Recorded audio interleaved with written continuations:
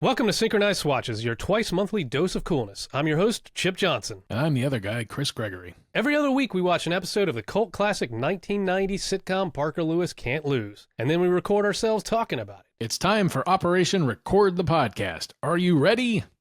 Brad-a-doodle-doo. Gentlemen, Synchronize Swatches.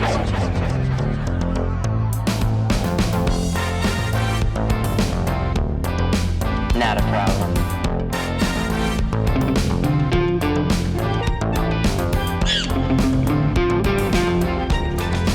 I've never liked you, Lewis. Not a problem. Eat now?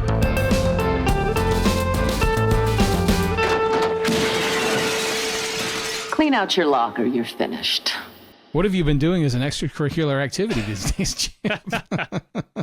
Well, Dawn and I mentioned this briefly to you last week. Dawn and I joined a kickball team, league. It's a bit more involved than we thought it was going to be. We were like, some friends of hers were doing it. They had done like a bocce ball league in the summer, and they're like, oh, it's super fun and super laid back. And they're like, oh, we're going to go do this kickball league with some of the same people. But it's like, I mean, it's fun, and everybody's cool, but it's a shit ton of teams, and it's every Wednesday night, but then like after the game, everybody goes to the bar, and then there's like bar games, and like the losers of the games challenge the winners to, and we're just like, oh, this is way more than we signed up for a Wednesday night, you know? Yeah. Like, it's, I mean, maybe in my 20s I would have been cool with like hitting the bar for, after a kickball game on a Wednesday night and coming, but I don't know. We're participating, but it's it's a little more than we thought. We thought it was going to be just like, oh, let's go play some kickball on Wednesdays. Did you like kickball in school? So, I mean, I haven't, that's the thing, man. I haven't played since probably elementary school. I don't think I even played it in middle school. So, I mean, it's been a long time, and it shows because I suck. I mean, I'm probably the worst person on the team. Yeah.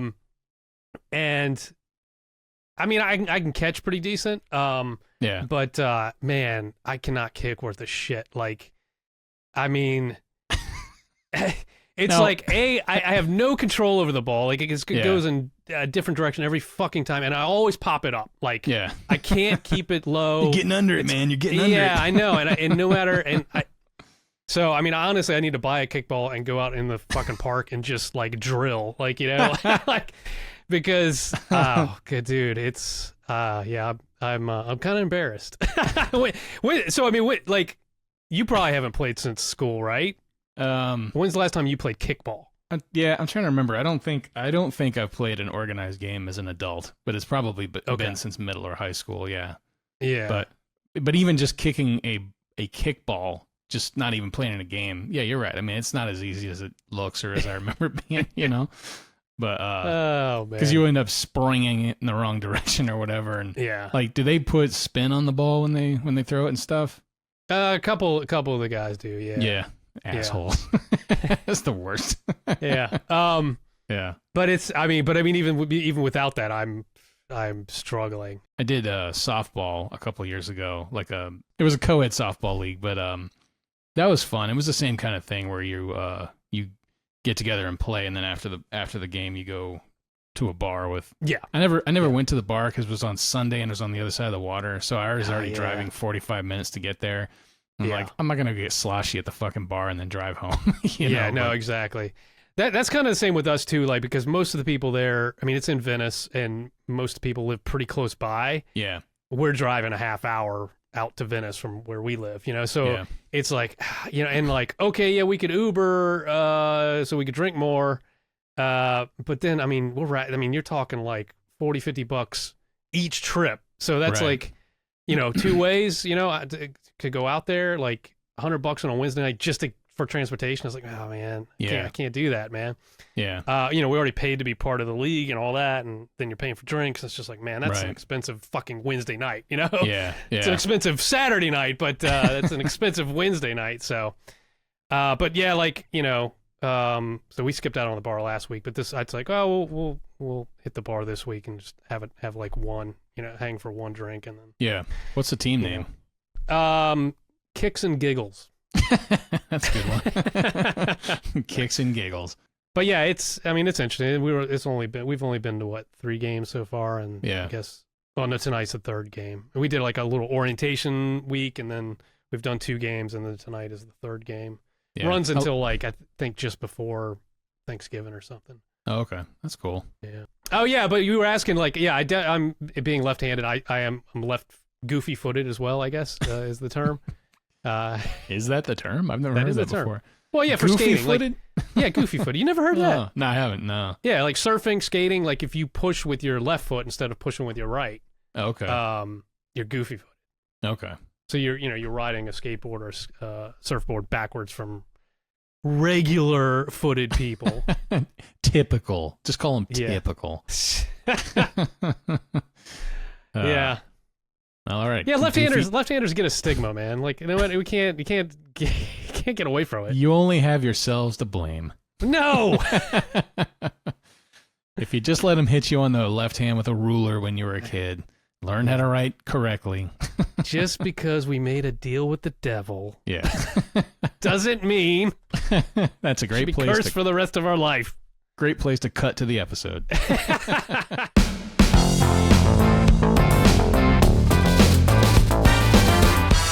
You guys were dangerous dudes, huh? Parker Lewis Can't Lose, Season 1, Episode 25, My Fair Shelly. Or, I guess we could do the German version of this. Yep. Operation Pretty Woman. Thank you, Paul. Very nice. Yeah, when I saw it written, I was like, oh, it's just the same thing. But then I listened to his audio, I'm like, oh, it is pronounced differently. Yeah. At least Operation is pronounced differently. But that translates to Operation Pretty Woman. Original air date, Sunday, May 12th, 1991. This episode was written by Adam Barr and Peter Acco. It's their 3rd episode together. I guess the last one they did was Jerry's First Date. Oh, yeah. And this one here was directed by Andy Tennant. And this is his 5th episode. And I pointed out here, this is his final episode as a director on the show. So, like not just the season, but the show? Totally? Right, yeah. Okay. This is 5th and final episode for Andy Tennant. When Shelly is invited to a party, she cashes in an I.O.U. from Parker to enlist the best buds as her dating mentors. Saddened by his lack of an invitation to the same party, Kubiac sets to the task of finding a way in by any means necessary.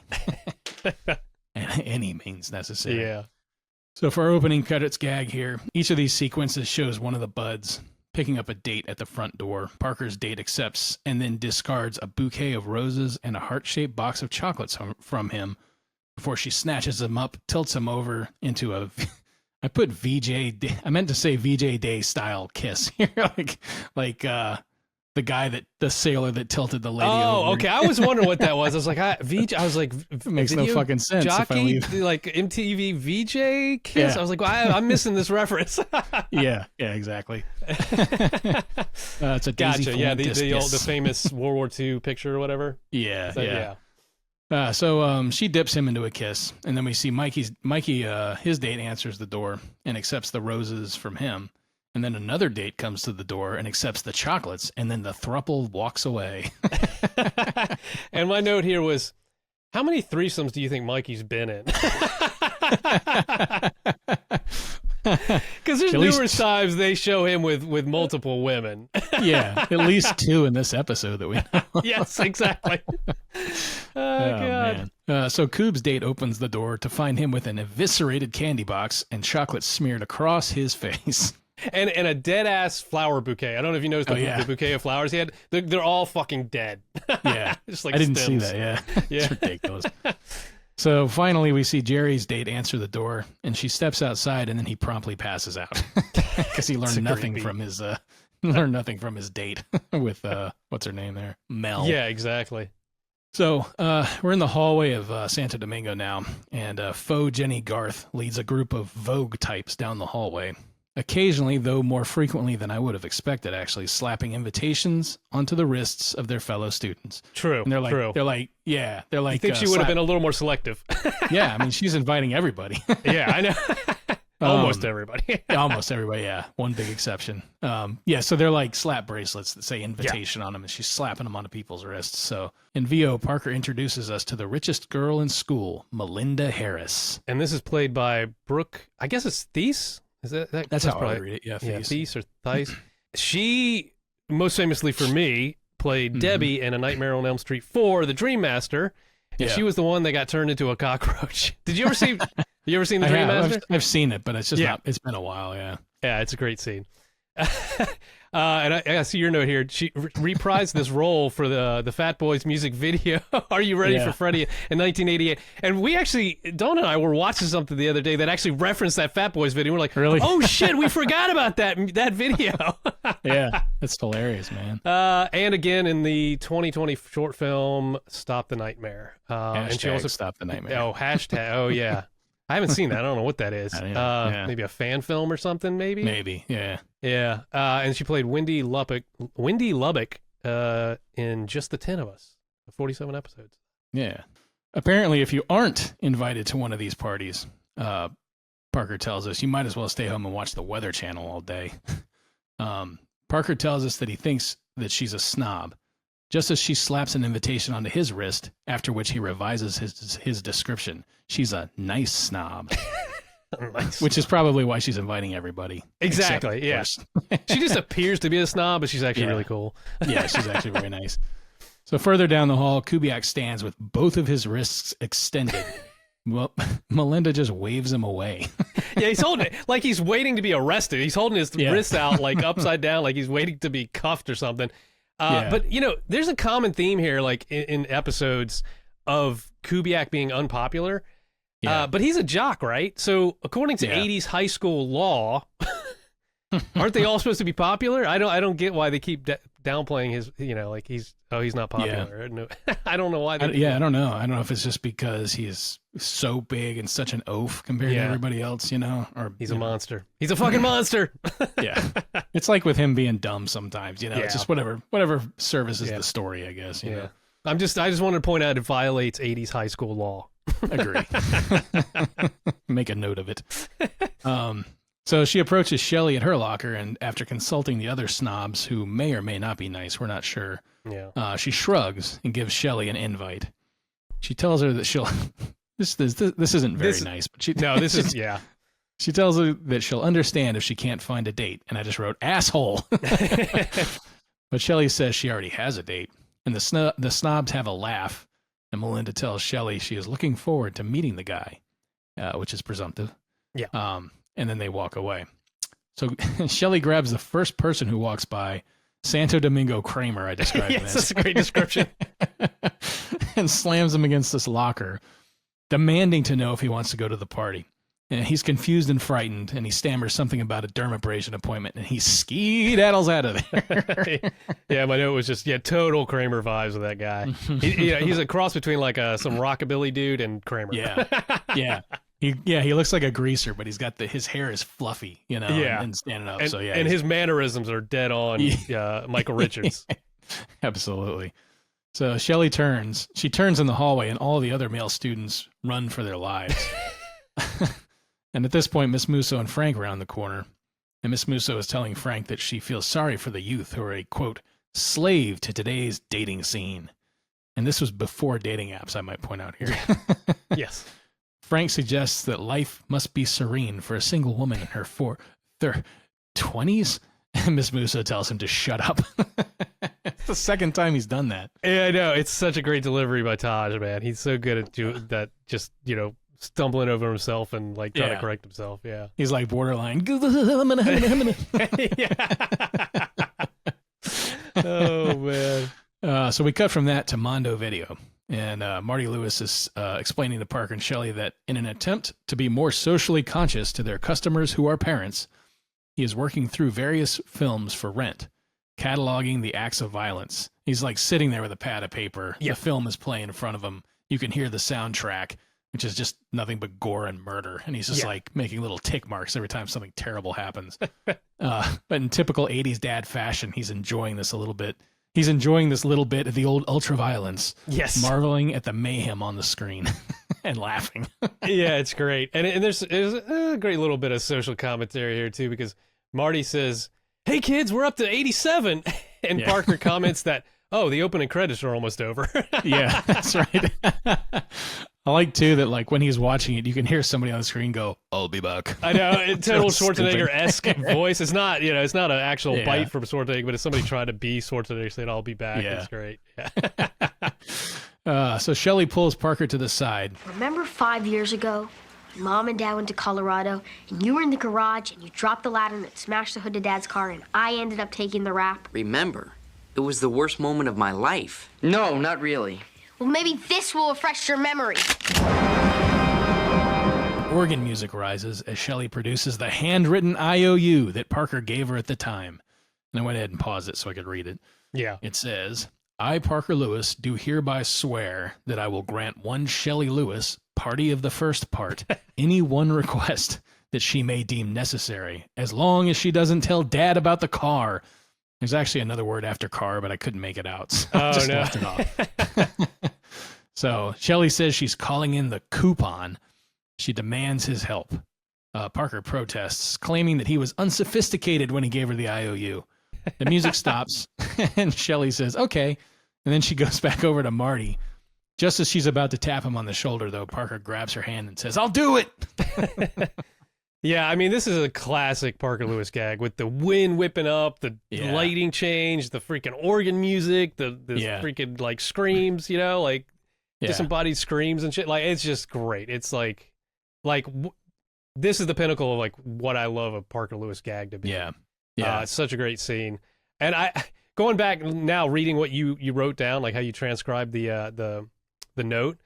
Yeah. I started, when you read it out, I was like, man, he really left that open-ended. I'd had a few more clauses in there. Yeah. I owe you anything. Come on, Park. I guess that's what he meant by he was unsophisticated at the time. Yeah. He's got more savvy enough to put in some clauses. Got more legal mind now. Yeah.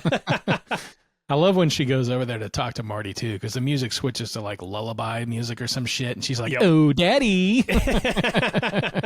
It's really funny. Oh, that's great. So now we're back at Santo Domingo, and as the buds walk down the hallway toward a classroom, Parker explains to us that it is time for the re-education of Shelly Lewis, or how to turn a 72-pound swamp monster into Julia Roberts in 3 short days.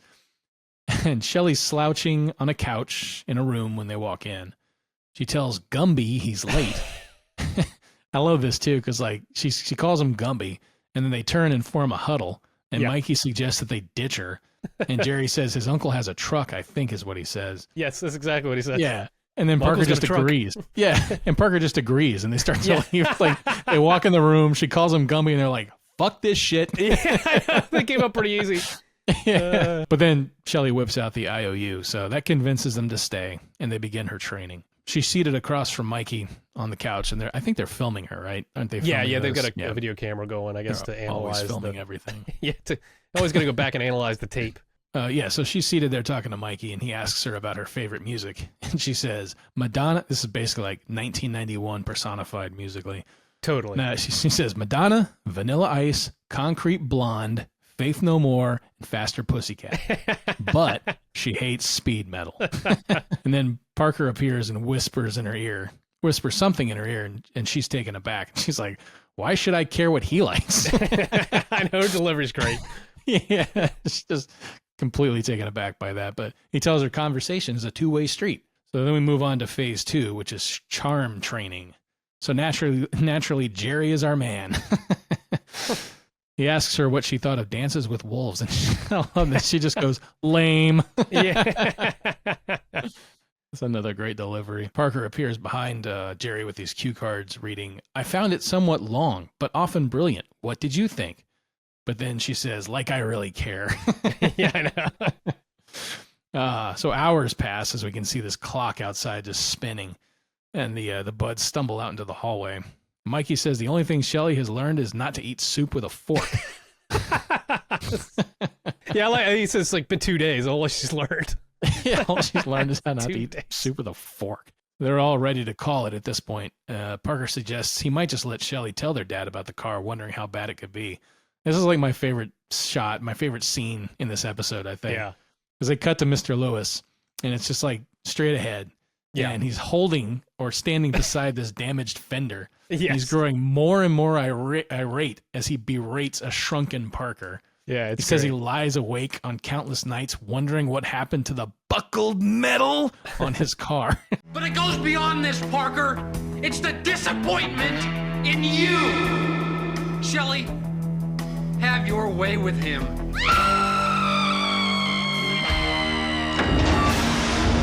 Oh no, not her My Little Pony collection. She has the largest one on the continent. Start combing. Which snaps Parker out of his daze, and he's more motivated than ever to continue the project. I love how that's like a punishment. Like he's he's got a brush to comb the hair. Comb the hair. The My Little Ponies. Yeah, and it's so devastating of a punishment that. Yeah, well, teenage boys, man, they don't want to be seen doing that shit. Yeah, that's true. That's true. In the 90s, it's perfectly acceptable if that's what you like to do. Okay, so we're in the hallway, and Frank shouts to Miss Musso that Rick Hayes is on the phone, calling about Saturday night. Miss Musso takes off down the hallway. Maybe this is my favorite shot. I don't know. Yeah, I love it's this pretty good. she just goes peeling out down the hallway, and she does that whole cartoon thing when she gets to the corner where she's like, and she runs from the right to the left side of the screen, then she runs from the left to the right side of the screen. Yeah, I don't know. I love that whole sequence. Yeah, it's very Keystone Cops or Benny Hill, I guess. It's that kind of style, and the music's perfect, and because she's got like a tight dress on, so she can't. It's not like she can really run, so it's like those like tiny little feet steps, like yeah, and the damn her performance is great, and that damn so just good. Going around the corner cracked me up. Just a little really funny. Yeah, so she gets on the phone and she finds that Rick is canceling their plans. Apparently, there's a Fly Girls special on that night. Can't miss Does anybody that. remember the Fly Girls? Everybody, Jennifer Lopez. Yeah, so she quietly sets the phone down. She waits about 3 seconds, and then she unleashes a shriek that shatters the door glass. And then she demands that Frank find her someone to expel. So we get this shot now in the hallway where Kubiac's holding this student off the ground, but he's trying to convince the guy to allow Kubiac to buy his invitation. He offers up his subscription to Field and Heifer magazine, and he opens it up and shows the centerfold again. Yeah, and I love he's holding the guy up against the wall. The guy's off his feet against the wall, and Kubiac. At some point, we turn around on Kubiac, and he's holding, he's unfolding the centerfold, and somehow the guy's still suspended up on the wall when Kubiac is using both hands to unfurl the centerfold. Yeah, he's using pure Koob will to keep him up there. Yeah, so Shelly stops Parker in the hall, and she grabs him and throws him against the lockers. She says the party is the next night, and he still hasn't found her a date. She's been in training for a week. And all she has learned is that Jerry is addicted to handy wipes. My note here was, come on, Shelly, that's old news. Yeah, I know. You should know that by now. He talks about it all the time. Yeah, so she's ready to call it quits at this point, but then this mild jock walks by and tosses her a zup, which totally catches her attention. Suddenly, the hallway is filled with the telltale sound of 80s high school romance guitar. Shelly turns back to Parker and says she's ready to continue her training. So we are now in a movie theater. Parker and Mikey are sharing popcorn as they observe Shelly and Jerry 2 rows in front of them. Jerry slowly stretches his arm across behind her, but she crushes his sternum with a well-placed elbow smash. But he assures her that this is part of the training. Sure it is, Steiner. Yeah.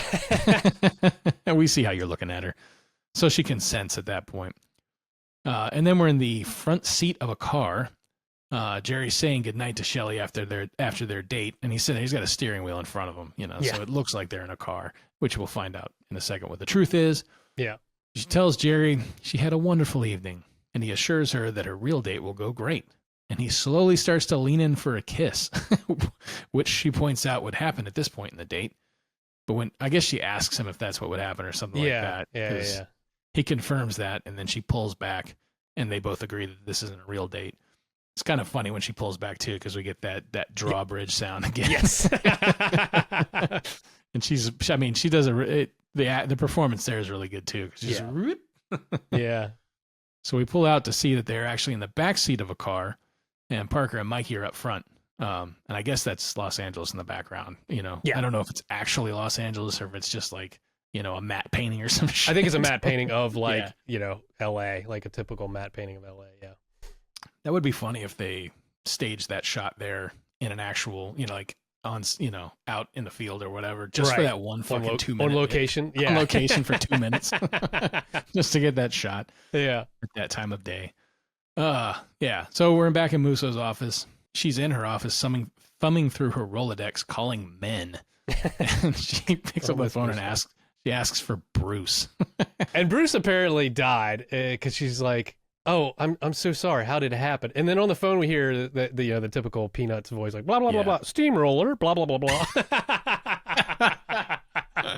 And then she's like, "Oh, I'm so sorry. He had a brother, didn't he?" Yeah. Blah, blah, blah, blah. He was driving the steamroller. Blah, blah, blah.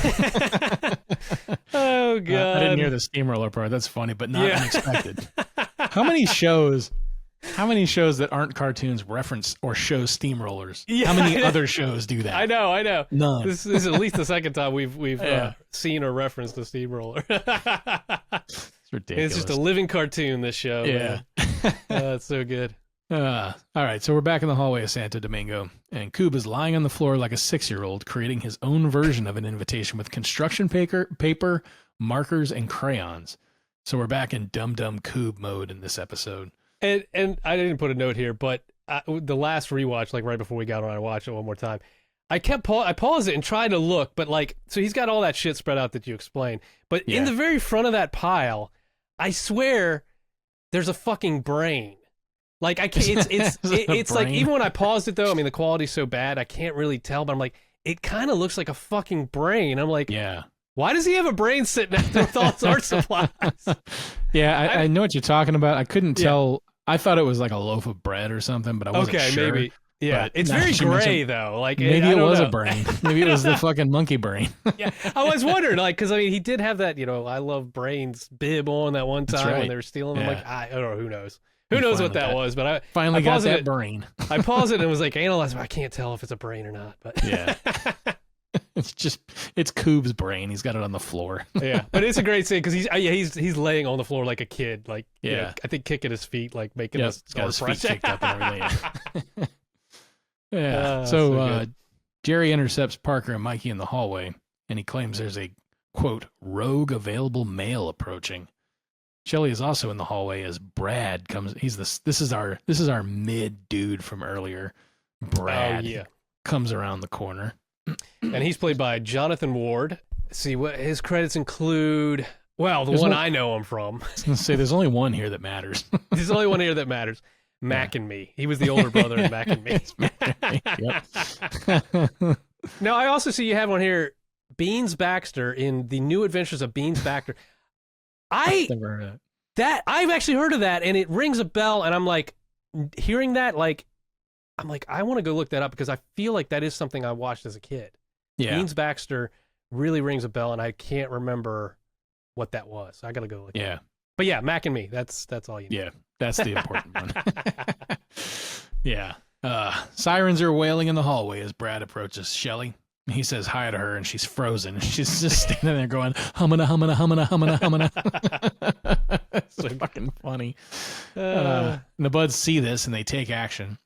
Parker intercepts Brad, calling him Brad, Bradster, Brad-a-doodle-doo.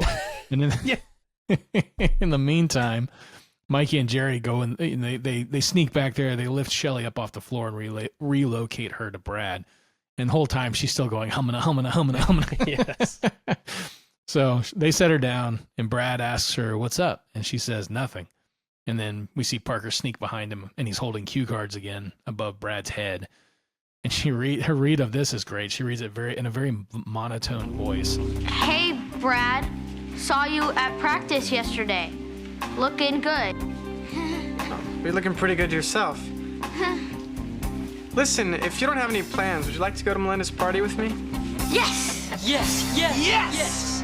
Deal's a deal, Park.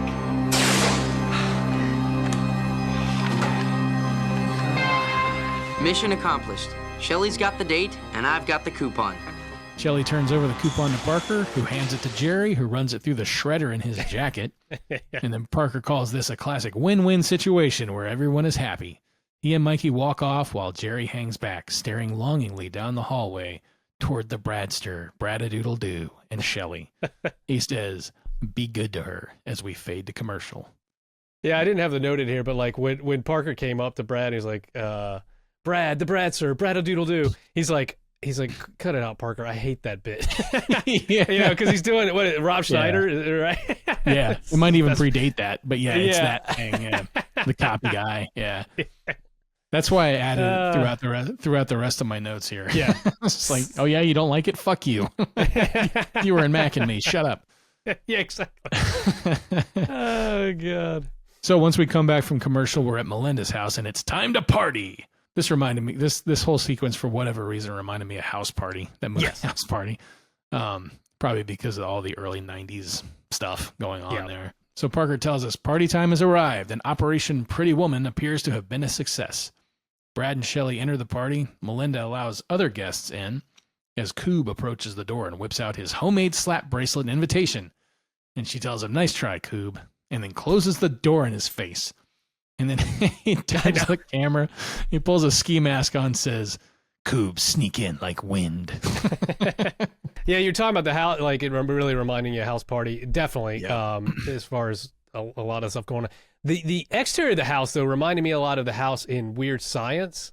Yeah. For some reason, I just kept getting this Weird Science vibe. I looked it up. It's not the same house, but it looks similar. But I was like, man, I wonder if that's the same house they shot at. But yeah. It wasn't. So anecdote fail. So Parker tells us that something funny happened during Operation Pretty Woman. It turned into Operation Concerned Brother. Now it has become Operation Concerned Buds, as Mikey and Jerry meet up with him inside. They're both visibly anxious about their student. But they agree that it is a great party, especially since they have nothing to worry about since they no longer have Shelly to worry about. In fact, Parker claims Shelly is the last thing on his mind. And then we cut to Shelly at the punch bowl, and Parker suddenly appears beside her. He reminds her to avoid fudge, since it will cause her to break out. And she tells him to ease off and stop hovering. He walks away. He's telling her nobody's hovering over her. And at that point, Jerry literally hovers into the scene, complete with helicopter sound effects. Yep. And reapplies her hairspray for her. And then he hovers away. Like he's her hair and makeup guy.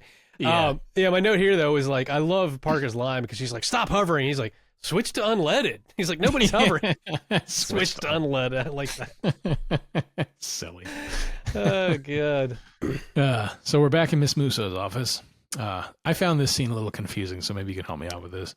Probably not, but let's I don't know what they were going for here, and I feel like I missed something, but yeah. So she's on the phone, and I think she asks for Tom. I thought she said Todd at first, which kind of threw me off, but the person on the line, I think, says Selleck, to which she repeats, and then but then they clarify Tim. Yeah.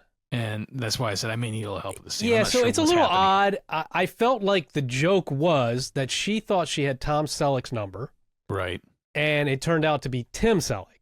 Now, what is confusing is I really do think she says Todd at the top of the scene. Yeah, so I'm like, because I played it over and over, like, it really sounds like Todd. Yeah. But I do think the gist of the joke was, she's like, "Is this Tom? Tom Selleck?" And she's like, "Oh, Tim." I think that's the way it was supposed to play out. Yeah, but it was... That makes sense. Yeah, I think that was the joke, but it didn't... Something was weird about it. I totally agree. Yeah. I don't know if maybe it threw me off the first time because I thought she said Todd, and then I didn't get the rest of it, and it never gelled in my brain. But anyway. Something's off with it. I mean, maybe she said Todd, and it was supposed to be Tom. I don't know. Something went awry there, though. I think. Well, either way, Tim says he recognized her voice, and then he hangs up. Yeah. That's fucked up. So she goes back to the Rolodex and angrily types in a number, and she uses her sexiest voice on the person who answers and says, "Hello, Jerry." That's my sexy voice, by the way. "Hello, Jerry." A little deep for Musso, but yeah. It turns out the phone has been answered by Jerry's child, unfortunately, because Miss Musso asks if Daddy is home. Yeah, and this is a reference to Jerry Zucker, actually, because she's like, Jerry Zucker? Oh, okay. I didn't hear her say that. That's funny. Yeah. I should have been paying attention. All right. So we cut back over to Melinda's party. Bradster is telling Shelly that he envies her. He says it must be cool for someone like her to be out with someone like him. And I just wrote, Brad a doodle douche. Yes. 100%. Yeah. The doorbell ring. It's weird. It's a weird turn for the character too, because up until now he's just been, at worst he's been vanilla, and then all of a sudden he's, I understand they have to like cram that in as quick as possible to turn him into a douchebag, but yeah, it's kind of strange. But anyway, doorbell rings, and when Melinda answers, she finds Kubiac dressed as a pizza delivery guy with a half-savaged pizza and sauce all over his face. And I love that he has Larry's Pizza written on the box, and there's an R missing from Larry's as we expect, but then pizza is also missing a Z. It said Larry's Pizza. So so obviously that doesn't convince her of anything. Yeah, she slams the door in his face again. Yeah. So Parker's standing in the living room when he is run into by some partygoers who he informs us must have come from the makeout room. Which he considers a desperate last resort for some guys. But just then, the door to the makeout room opens and Mikey emerges covered in lipstick kisses. Man, probably stepping out of his third menage of the day, honestly. Right, yeah. This guy's refractory period is amazing. To be 16. Yeah. Oh man, youth. Yeah. I like how it's a makeout room. All we've seen him with is kisses, and immediately you're like, he's fucking people in there. It's Mikey, man. It's Mikey. He's boning down on everybody. Yeah. All right. So Melinda lets more guests in the front door, and behind them we see Coob's legs dangling from the roof. And then just before she closes the door, he falls from the roof, pulling down portions of the gutter as he falls. So Coob is now 0 for 4 on getting into this party. So Bradster is over there regaling a small group of mostly bored-looking students with tales of gridiron glory. Equally bored is his date Shelly, who is standing off to the side. I love that she slaps herself in the face. Yes. Just whacks herself across the face and then retreats over to the punch bowl. And while she's over there, Jerry arrives, and we have that weird cartoonish vaudevillian music playing. Yeah, and it's all in fast forward as she's getting a drink, I guess, and he's like, well, I guess he gets her the drink, and then he primps her hair, uses a little lint roller on her to clean her or whatever. Yep. So Parker arrives and asks her about the date. At first, she's not talking, but then she says, "Brad is an idiot," and he's spent the entire night talking about himself, ignoring her, and she's pissed. Parker offers up the free advice that dating is a two-way street. Brad is responsible for making sure she is enjoying the date as well, and he tells her that she needs to talk to him about it, something she's hesitant to do. Then we get a real quick scene outside the house where Coob is attempting to latch a grappling hook onto a rooftop cylinder vent, which is really less than stable. Yeah. Every time he catches on, you can see it moving around. It's like, I don't know if that's a good idea, Coob. Yeah. But oh god. Yeah, so he tries and fails repeatedly at this. And then we dive back into the house. Shelly interrupts Brad-a-doodle-doo as he bores another group of classmates. Yeah, the scouts. I mean, it was brilliant, man. It was the best. Brad, we need to talk.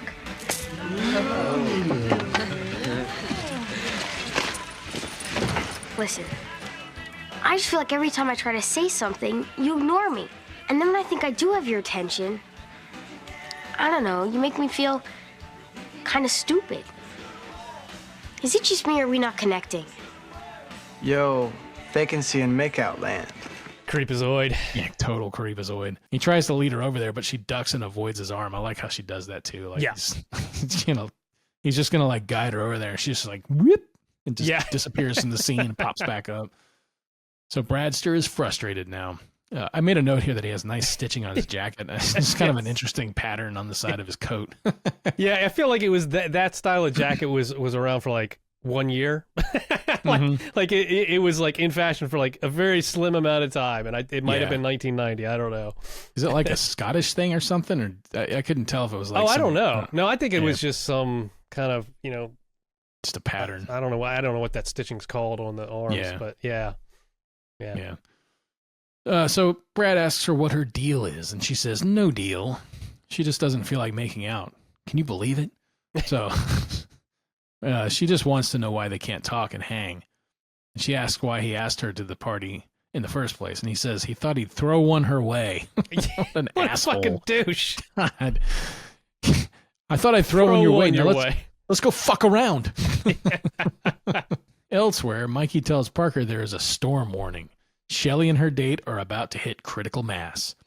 They leave, and Jerry lingers with a smile creeping over his face. Yeah, it's a good shot, too, because, like, it's like you're shooting towards some steps, right? And Jerry's on the steps, like, kind of looking through the banister or whatever. Yeah. And then, you know, Mikey comes in on the left frame, and Parker comes in on the right, framing Jerry. Yeah.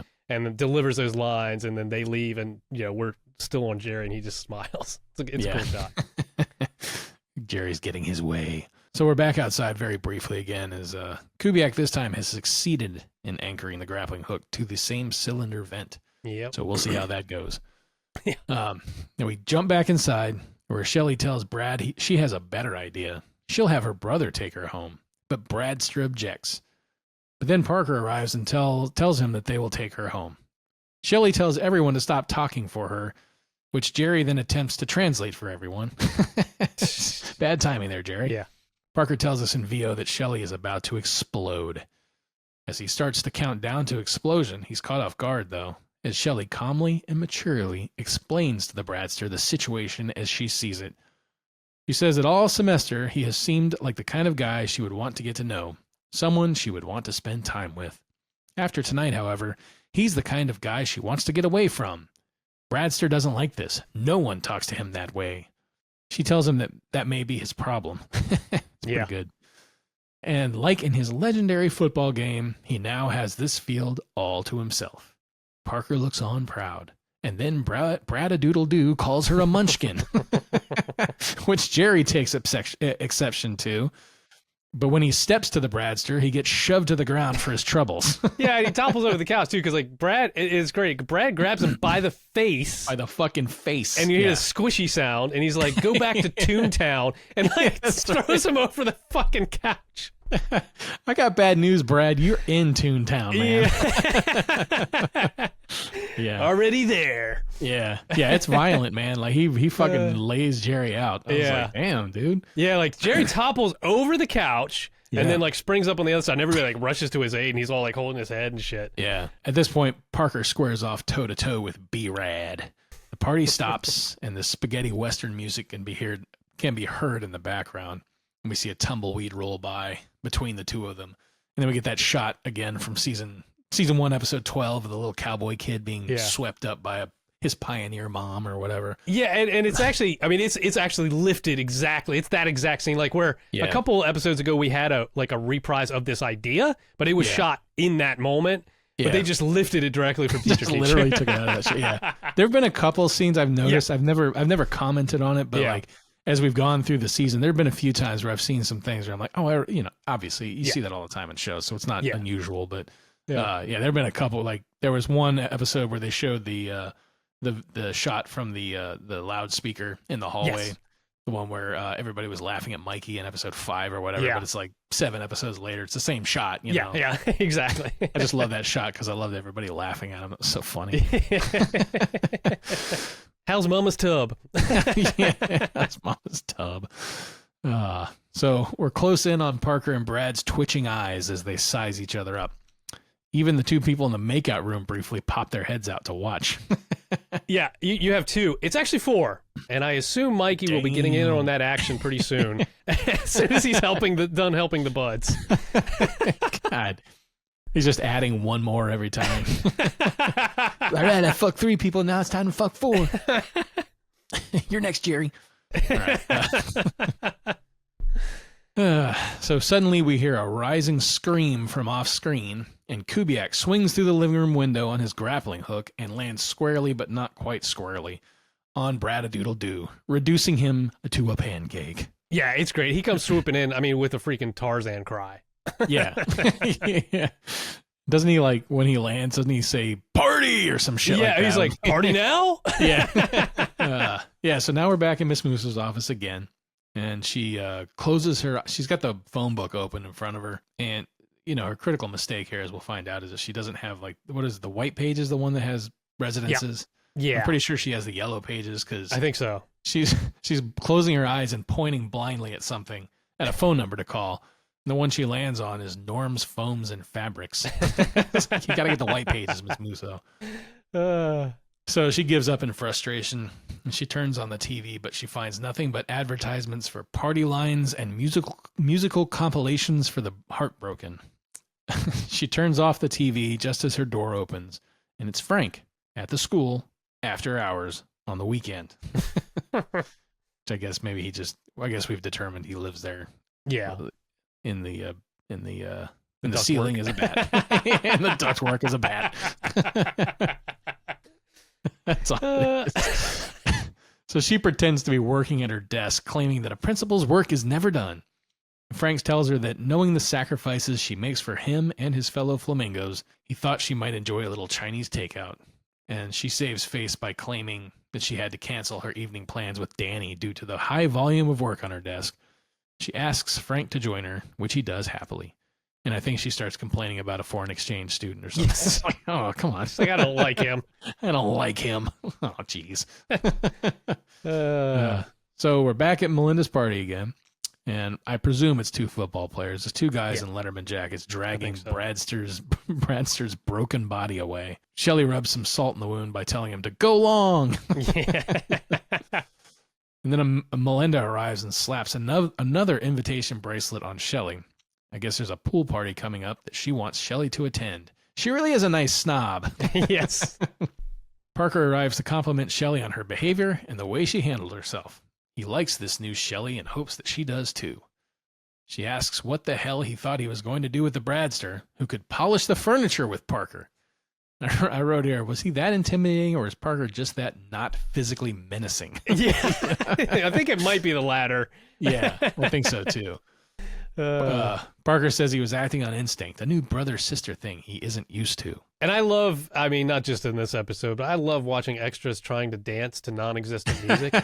Because, when they're filming, they can't have music playing. So, the extras are having to just kind of dance to, a non-existent beat and kind of look like they're all in time, And it's just, it's so amusing to watch sometimes. I didn't even notice that. That's great. Yeah, so then from off screen, Mikey calls out for Parker's help. We look over and we see him being slowly dragged back into the makeout room by two young women. Would you expect anything less? It's no, Mikey. Mikey fucks. He must be getting a little low on his stamina, though, if he's crying out for help. Yeah, I think he's kind of he's hit a wall finally. Yeah. Yeah. So Six orgies in one day is, it's about his max. Give the man a break, for God's sake. Yeah, so Shelly and Jerry bump into each other at the punch bowl, and there's this really funny squishing sound effect when that happens. Jerry's wearing his cool bolo tie again. Yep. He stammers a bit about their circumstances before asking Shelly to dance, and she clarifies that they are just friends, which he agrees with. And in slow motion, the two friends walk out onto the dance floor, holding hands like friends do, I guess. It's funny. They start in on some nice early 90s high school slow dancing. And Parker tells us that someone went through a lot of changes tonight, learned about responsibility and changes to the brother-sister relationship. He says, nope, I'll never be the same. Oh. Did you notice the spread there at that party, man? I mean, it's fucking legit. Like, no. Melinda... It's like Melinda had this party officially catered. Yeah, it's not bowls of chips and 2-liter sodas, man. It's just not. Yeah. It's legit, all kinds of food, like tables lined up, and I think fucking chafing dishes and shit. I mean, it's legit. Was there any? No, I never went to parties like that when I was. What am I saying? I never went to parties. Yeah. No slap bracelets for Chip. No. I was just like Coob. You're probably I'm not going to have some guy in a car like that come over to my house. I'm beating up old Fairlane. Your Can't be sister's seen by him. Don't invite him. He'll show up in that car. He'll be pulling up and backfiring like fucking Uncle Buck. Yeah, playing Social D in the fucking Sound the boombox in the back seat. Yep. Yeah. Where's everybody going? It's no wonder I never got invited anywhere. Yeah. All right. So for our end credits gag, the front door opens and I wrote Miss Moose. Oh boy, does she look good here? Standing there, smoking. Yeah. I was like, "Where's the makeout room?"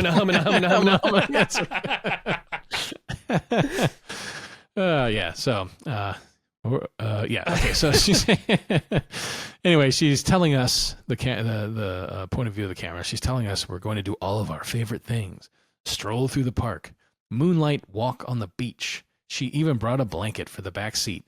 And then she claps her hands and says, "Come on!" And a dog runs over and jumps up on her. That's great. It's a very sweet little ending there. Yeah, it's awesome. I feel like as soon as she said stroll through the park, I was like, I bet it's a dog. Yeah, exactly. It's a great setup, though. The end.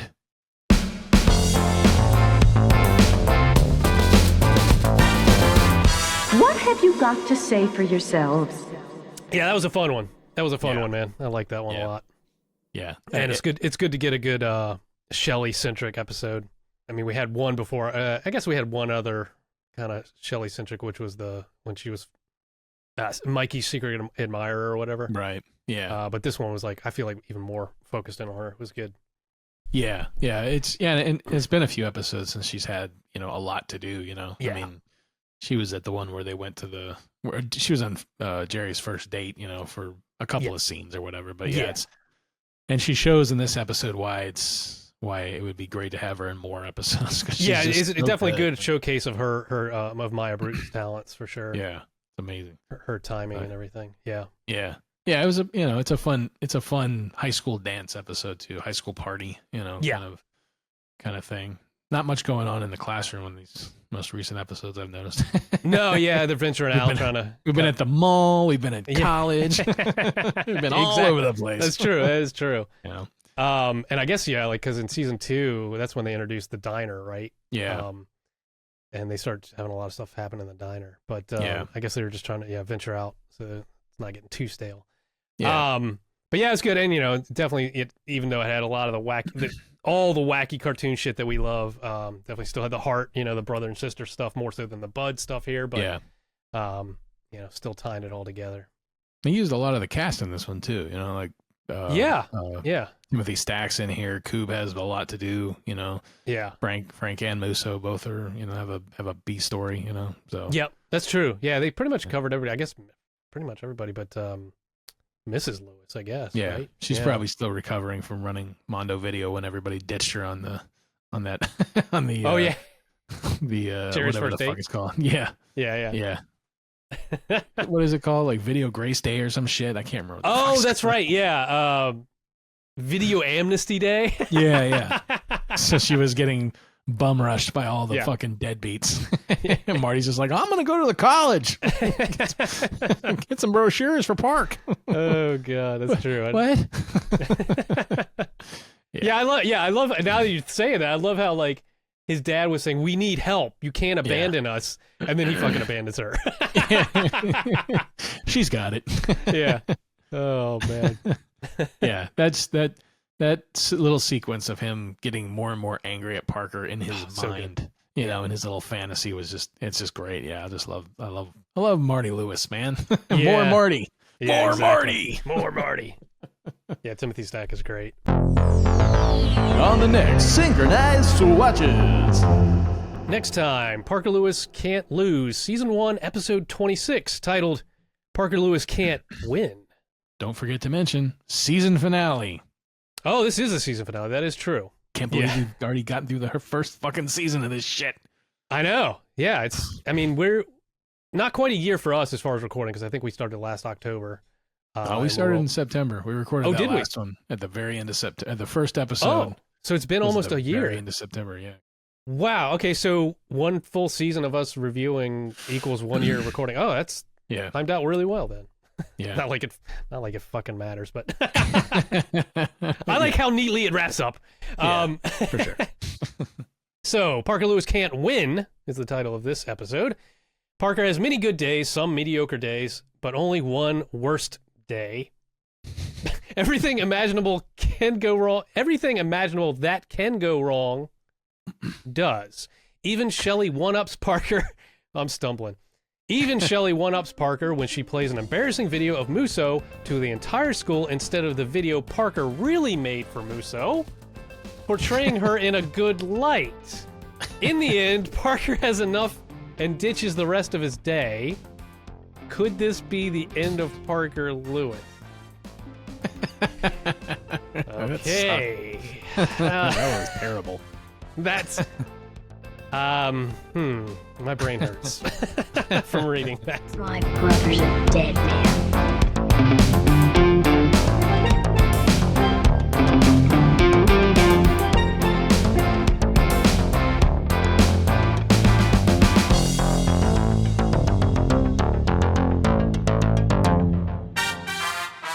My friend Jerry said you guys were going to do something really neat today.